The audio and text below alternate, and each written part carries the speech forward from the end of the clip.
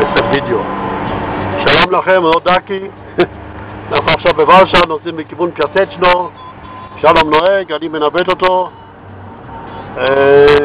ואנחנו מקווים שנגיע ככה לפיאסצ'נו, ששם יאניק מכין לי איזה... מה הוא מכין לי? יום הולדת, כן.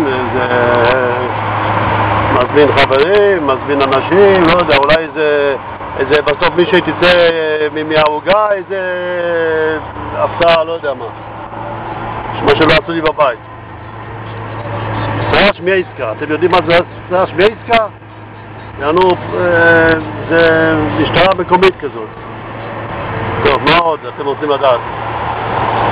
שיהיה פיאסצ'נו, אז תראו את זה בתמונה. איפה זה? לא...